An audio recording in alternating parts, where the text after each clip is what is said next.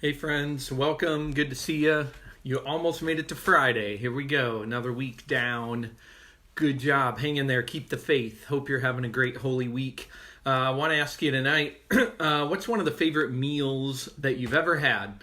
I'm guessing it didn't happen during this quarantine time, but let's think back. Let's reminisce. What's one of your favorite meals you've had? Not just the food, not just quality of food, but because of the people, the experience. I'm guessing it wasn't last time you got Jack in the Box in drive-thru or Burger King. I'm guessing it wasn't a meal you had at your desk. Usually it has to do with being around people. I will say one of my most memorable, though, you ready? Little known fact about me. In college, I went to a restaurant in our college town, and if you could eat this big dessert, 15 scoops of ice cream, 4 brownies, 2 bananas, called the Ramalama Ding Dong, if you could finish the whole thing in one sitting, you get your name on a plaque on the wall, and I did it, and I was more proud of that than my college diploma. Just saying. Then they tore the restaurant down, so now there's no living proof that I did it. But no, really, some of my favorite meals, man. I love now that I get to live out here near my brothers. They both live in LA. When we do Thanksgiving or Christmas up there, my parents are in town, just all of us at one big, long, beautiful table, and just getting everybody around the table. The food's also amazing, and just I always know it's a rare occurrence and a special and a powerful time to eat together. The other would be, we have some good friends from Australia, and they used to live in our neighborhood, and they had us over for this dinner once, and a few other friends, and they put lights out on their deck and set up this beautiful spread, and they said, we just wanted to bless you, and it was just this beautiful night of getting to eat and commune together. I want to talk about eating together tonight. Sorry to do that to you because you're like, why? I miss it so much, right? It's been too long. But let's talk about it. Let's talk about it because it's one of the most powerful things you can do, and I want you to be inspired for when you can eat with people again and give you a few tips and ideas of what you could do even right now. I absolutely believe, all right, and those of you that have come to church where I'm at probably know this about me, but some of you may have never heard this idea before, that eating together is one of the most spiritual things you can do. I believe it's one of the most sacred things you can do. Did you ever wonder, why did God design our bodies to need food? You know, he didn't have to do that. And I think it was for a number of reasons. The idea of dependence on things and maybe having to eat actually makes us slow down. But also believe it's the idea of us getting to eat together. So he designed us to run on food. My body, for example, runs mostly on buffalo wings and nachos and Hodad's burgers. But no, he designed us to run on food. And eating together, it's such a powerful experience. Because I've always wondered why in the Gospels, the story of Jesus' life, hey Trish, can't wait to eat with you guys too. And why in the stories of Jesus' life, so many details are left out of the Gospels, but do you know what's recorded over and over again? Is Jesus eating with people. I'm serious. I dare you, because you got lots of time right now, read through Matthew, Mark, Luke, and John and look for stories of Jesus eating with people, and you'll see it a lot. And each one of these stories I could do a separate little devotional on, maybe some other time, but there's lots of ones in there. He goes to a party with Matthew at Matthew's house with all non-religious people, even gets a bad reputation because of it, but he hangs out with them and eats with them. He has a life-changing dinner with a little guy named Zacchaeus, who by the time he gets done, after just one meal, I wish we knew what they talked about, but after just one meal with Jesus, Zacchaeus comes out and says, I'm going to pay everybody back everything I've ever ripped off of them, and my whole life has changed. That's a good meal together. He did a dinner with Simon the Pharisee. Basically, he dined with the enemy, and he had a great meal with him. He did dinner with his friends. We talked yesterday about Mary, Martha, Lazarus. We see stories of them having dinner together. His first miracle ever was at a big wedding meal with everybody. He had a huge wedding feast. He had the largest picnic ever recorded in mankind on a giant mountain with people when he fed them lots of bread and fish, and there was tons of leftovers. He had one of the most powerful meals I bet that Peter, the apostle, ever remembers in his life, and it was breakfast on the beach. You didn't know Jesus was a good griller. Can't you picture him with the apron on, right? Kiss the chef. So Jesus was a great griller. He grilled fish on the beach, and he restored Peter's relationship with him. And of course, his most famous meal, even people that don't know the church or the Bible know about the Last Supper. Maybe you've seen the painting. Maybe you've seen some of the memes that are out now. The Last Supper during quarantine time. One of them shows it as a Zoom call with Jesus One of them shows up with all the disciples sitting really far apart. But anyway, that actually is what today in the church world people celebrate on this Holy Thursday, Maundy Thursday, is the idea of the Last Supper. And how cool. I've always said I love that on Jesus' last night on earth. I don't know what you would do if you knew it was your last night on earth. And Jesus said, you know what I want to do? I want to have a meal with my friends. And so he sat around a table and he had a meal with his friends and he connected with them over food. Of course, they were celebrating. The meal wasn't their idea. They were celebrating a meal that comes out of the Old Testament, the Passover meal. And those that are Jewish still celebrate that. And this year, Easter week timed out with Passover, which began yesterday. And the Passover meal was also a time to connect together over food to remember who God is.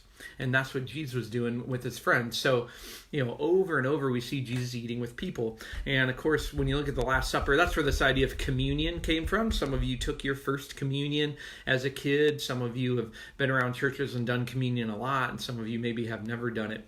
But think about this. Isn't it cool? When Jesus said, I want to give everybody something to remember me by, he didn't give us a theology book. He gave us a meal. He said, whenever you get together and break bread like this, I want you to do it to remember me.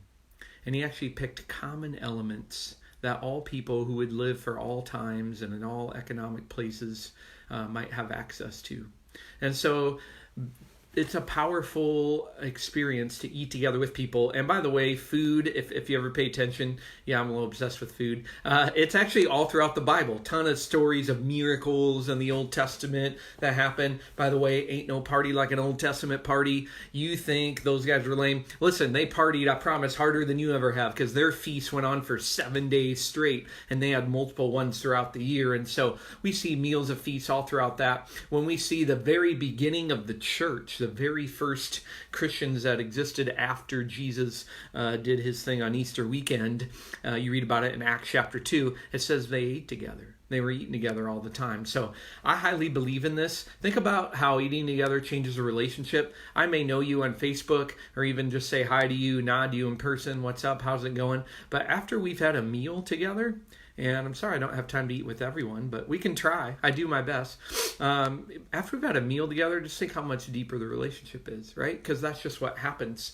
That's why I don't know if you've heard this quote, but I'm going to use it. I love it, so I'll steal it. When you have more than you need, you should build a bigger table, not a higher fence.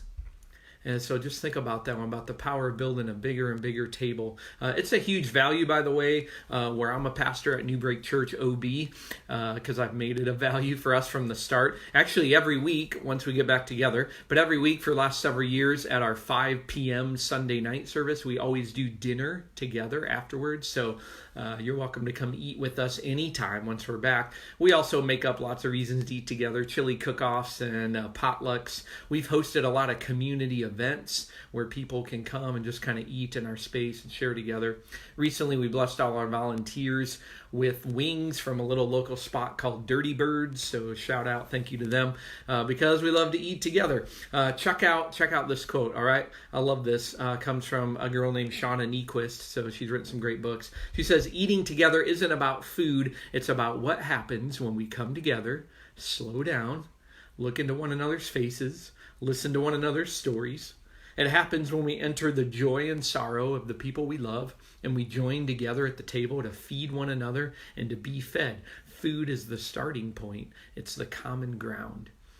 And I just love for you to consider, just think about the idea of kind of eating as moving from thinking of it as just a have to, just another kind of annoying task I got to get through my life, into seeing it as this sacred experience, especially when we get to share it with other people. We did a message series on this like a year ago, and we talked about this idea of moving from treating my meals as like fast food, not always just literal, but, eating on my desk and in the car and on the go and all this. And listen, I know we have to do that sometimes. I do that sometimes. But how do we move to thinking of our meals more as farm to table, right? Where I know where it comes from. I'm intentional about it. And so let's get practical with this idea of eating together. Of course, a lot of the ideas, we just can't do them yet. But once we're all back together, I want you to remember this and take it serious. Listen, prioritize eating together, and maybe now you're more motivated to do that than ever. And that would be a good thing that comes out of this experience. My wife and I decided this year we're going to pick at least once a month, invite a few different couples that we don't even know if they all know each other, but get them here at the same time for a small dinner party. And we want to go back to doing that. So figure out how to prioritize it, get it in your calendar, cherish your meal times. Whether they're with other people or even just alone with God. I'll be honest, I make the most of my meals. Don't ask me about breakfast because I usually don't eat it. But I almost have every single lunch I try to eat with just different people in the church and out of the church and friends, just because I really want to use that time to connect with people. And then my dinners, as much as I can, I try to protect my dinner time so I can eat with family. I know not everybody's schedule allows that, but figure out what your rhythm is. But what can we do in this quarantine time? Let me give you a couple of tips. How do we make the most of eating together for now, or make our meals sacred for now? One would be, you got Easter coming up on Sunday, and I know it's just going to feel different. And if you're like me, I wish I could actually go eat with family, with brothers and parents and stuff. But we're going to figure out how to make the Easter meal special here. And so I encourage you to do that. What is it that's going to make it special? Even if you don't get to the store and you order in some pizza, how do you make it special? How do you make it a sacred time? The other is, how do you intentionally connect with the people that you're stuck in the house with right now? For a lot of you, that's family. For some, it's your roommates. And how do you have not just meals kind of coming and going, or even all of them in front of the TV? We've done some of ours while we watch movies together. But we've also been intentional to do some where we just really sit and talk and there's music on and we connect. So how do you get intentional with that, even in this time, right? Because you might have more meals together right now than you'll get back when everybody's busy again. The other is you could consider this idea of communion, since that's part of what we celebrate tonight with the Last Supper. You are actually, I believe, allowed to take communion in your home.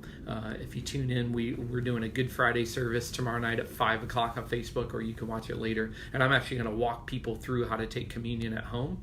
So you could consider that. The other, here's a cool way to connect with people over food. Bless someone by buying them a meal, having it delivered to their house. Just get on Uber Eats or DoorDash and just say, I'm just going to bless, even surprise somebody with a meal and just send it to them. That'd be something you could do. The other is, because we all need stuff to look forward to, what if right now you set up dinner dates with different friends coming in the future? I know none of us know exactly what date to do it, but who cares? Put something on the calendar right now for June or for July or something, and if you got to move it, you move it, but just get it now, right? Like, make it a priority. By the way, if you want to read more on this idea, one of my favorite authors, and I've gotten to meet him a couple times, and he's spoken here before, named Hugh Halter. But he wrote a great little book, like 60 pages, so you could fly through it. It's called A Happy Hour, The Art of Holy Merriment. Love it. So check it out. I'll leave you with one more quote. It's another friend of mine, Australian friend, Alan Hirsch, and he says this: sharing meals together on a regular basis is one of the most sacred practices that we can engage in. People should be able to experience a foretaste of heaven from our families and our homes, and we could literally eat our way into the kingdom of God. Who's down for that? I'm always down for eating my way into the kingdom of God. So think about that, pray about it, let me know if you got ideas on it, and I hope you have an awesome Holy Thursday, and we'll see you tomorrow on Good Friday. We got a service online at 5. I'll do my deal at 7 again, and hey, God bless. I'm praying for you.